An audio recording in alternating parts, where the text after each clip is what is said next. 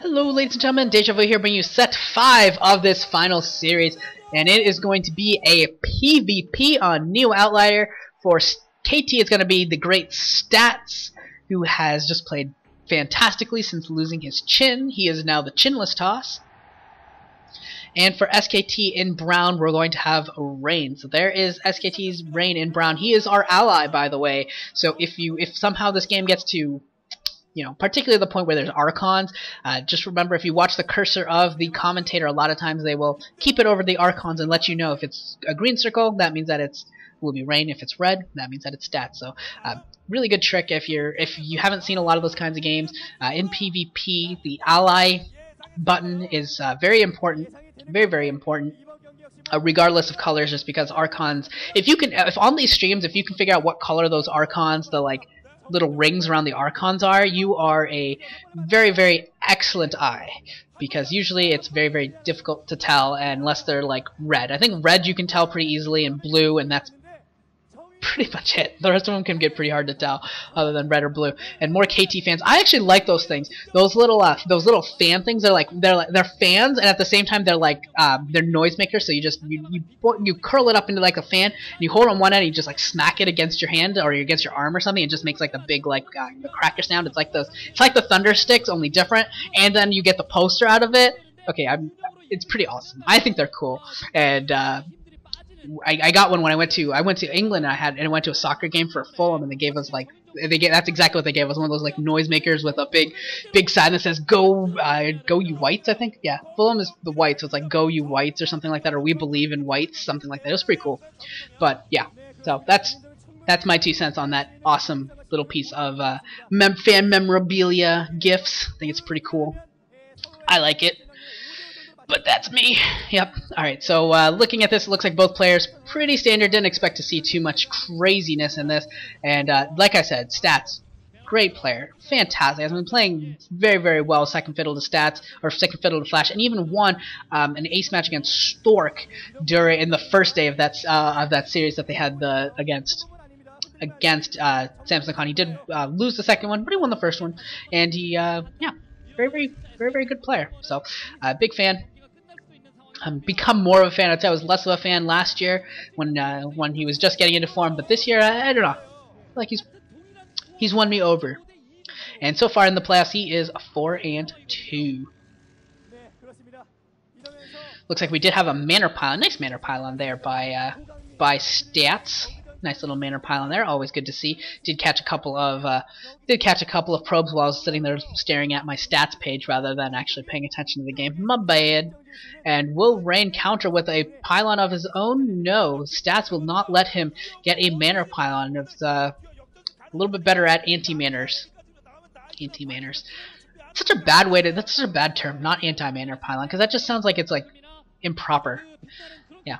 And yeah. I don't know. Whatever. Who cares?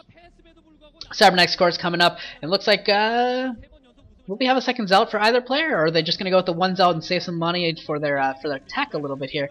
And nope, we have the second zealot from Stats, and from Rain we have the second zealot as well. So both players playing very by the book, very safe by the book, getting those 2 zealots out before you get any Dragoons or you start researching your range. There's range tech researching, and on the other side, I gotta assume that range tech is researching. Very doubtful that it wouldn't be. Yet there it is. So both players getting range tech, and both players trying to force those probes out of their base so that way they can throw down an attack building. They want to throw down robos. They may want to throw down a citadel or citadels. We could see DTs bypass each other, high five, and kill each other's bases, which pretty amusing. But we will see. There is a Citadel Ladoon from Stats, so he is going DTs. And on the other end for Rain, what are we going to see? We are going to see... I heard a building build. We are going to see 2 more gateways, so it's 3 gates. Hopefully a robo. Generally you do go 3-gate robo. A little bit later robo. It depends when you're going to put that up. But you do generally go 3-gate robo against, and it's going to be against a DT build. So this is going to be very interesting. DT's... It's going to be very close. Depending upon when that robo actually technically goes up, it's going to be extremely close as to whether or not he's going to have observers in time. It could end up being a build order loss, which would be tragic. I really don't want to see build order pure build order losses, which is what this would be. If he loses, if DTs get in there, I mean, it's just a pure build order loss. It's nothing else. There's nothing else to really say about it, right? And there's Chinless Toss, throwing down his own expansion as natural as well. His Templar Archive's almost complete, about 2/3 of the way done, and he will be getting DTs out relatively soon. Do we see a Robo, or is he neglecting the Robo? Some players will go 3 gateways and then transition into an expansion and not even get a Robo, not have any tech out for quite some time, but yeah, I think that building that we saw warping in, yeah, that is the Robo facility, and that is going to be somewhat late, though. We did see that the Temple Archives is just about finished right now, so the DTs have to build and wander over. In that time, the robotics facility will finish, and the observatory will be started. I don't even think the robotics facility will be done yet. If he just goes straight, if he just takes a Zealot and charges, or I'm sorry, a DT and just charges towards Rain Space, I don't think there will be a observatory finish. He'll probably at least be able to get at least 1 or 2 observers out if the DTs go for him. And it looks like Rain is actually going to pile drive right into Stats here, going to go right for it, and the DTs may actually end up being forced to stick behind and play defensive here. Rain does see the DT now, so he knows he needs to get the observatory going, and he's actually going to stay offensive with these Dragoons here. Look at this, he's staying offensive with the Dragoons and the Zealots, going to force the DT to stay home. So this is actually going to be how he buys his time in order to get his observers out. He's going to force the DTs to stay home by forcing his way down the ramp with his own units. And I think that's a great play by Rain. I think that's really, really good. Rain's been playing very, very well this season as well. I gotta say, he's one of my favorite new tosses. He's really good. Samson Khan's got a couple Brave and Grape that are pretty good. Not quite there as Rain. I think Rain or Sun, if you prefer Sun. I think he's the best of the new Protoss. And whoa, we got some probes on the move. They are going to be mining out the back. Haven't seen Protoss mine out the back too often, but that is what he's going to do. Going to mine out the back and going to go for a counter attack here. And this could actually catch Stats completely by surprise. Great timing on the observers with the DTs charging, and he is going to be able to force them back. Might not be able to pick them off because he's lost his observer range, but he is going to force them back and not going to lose too much to the DT. So this game is kind of equalized here, and with the DTs not doing too much, the 3-gate Dragoons not really able to destroy Stats too much, and here we go, though. We're going to have this back door come in with the Dragoons. They are going to come in from the backside. They're going to go through that mined out, and 3 cannons going up into for Stats, which is a very significant investment for him. Done with rather than gateways or Dragoons, that is a huge investment, and that is static defense. So he's not going to be able to use that to go and defend this back base. And I think he's going to be kicking himself and be very, very unhappy as soon as he sees this going on. It's going to be very, very bad for him. This could end up really setting him really far behind if he's unable to get anything into position. If he can't block this choke, if he can't build up enough units, he's going to have to. He might even need to put down a cannon or 2 inside of his main mineral line, which is just going to be very depressing, because that is a lot of investment in cannons if you've got to put another 1 or 2 in your mineral line. Looks like he's putting down 1 by his Nexus, and it's not going to be in time. The Dragoons are going to come into play, and they are going to start picking off at everything.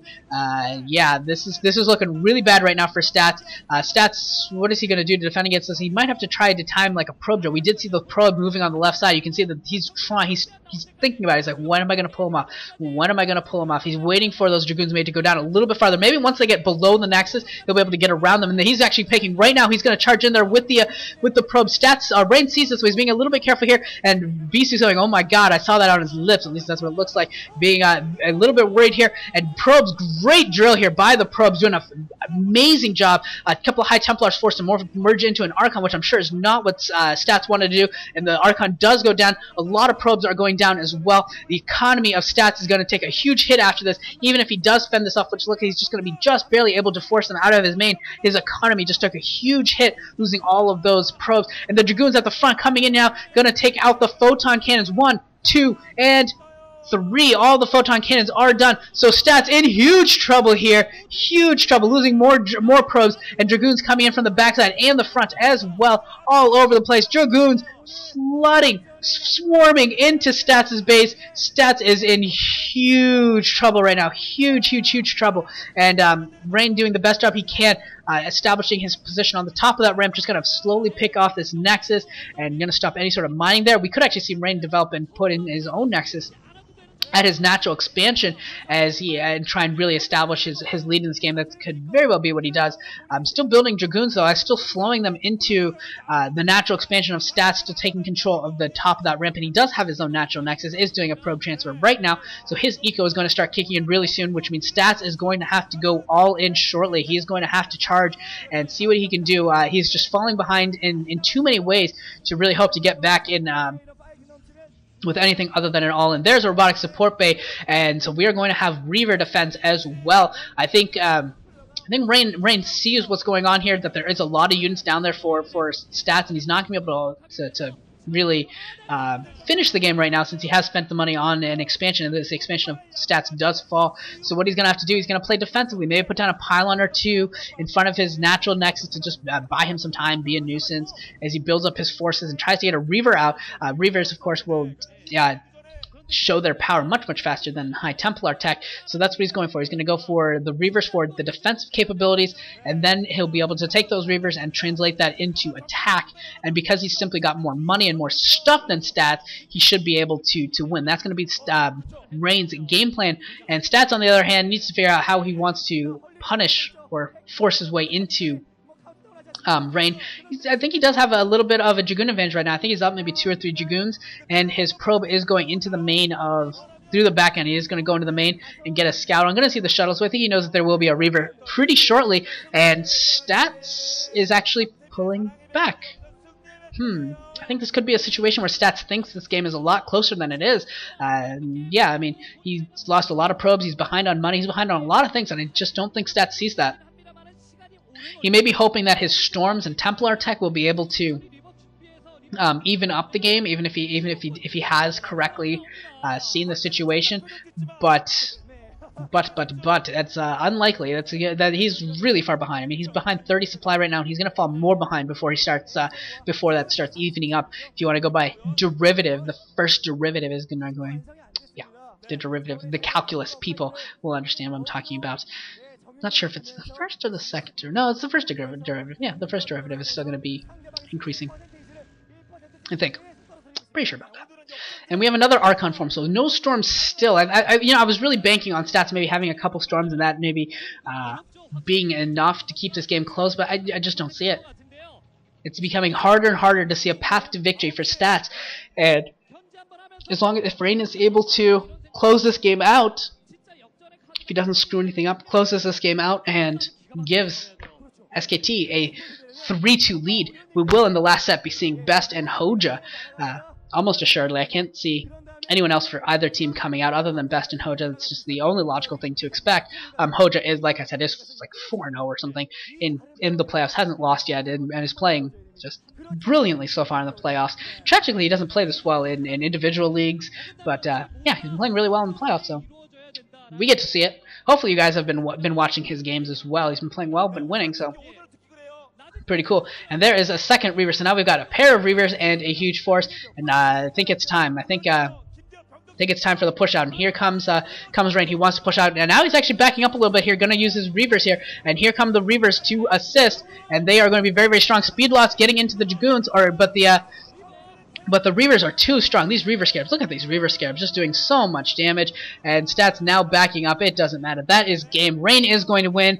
There is going to be a hugely important 6-gap match. If we're going to see an ace, it's going to be on Hoja's shoulders. Hoja has not lost yet in the playoffs, so it's going to be on his shoulders to keep KT Rolster in it, as both Flash and Stats both lose. Are you kidding me? Are you joking? When was the last time we've seen Flash and Stats lose in the same series? That just doesn't happen. Jeez, wow! And one of the Reavers does go down. The shuttle does go down, so it's just Dragoons really. The Reaver is going to have to slow crawl, but it doesn't matter. I just don't think Stats has nearly, not even close to enough stuff.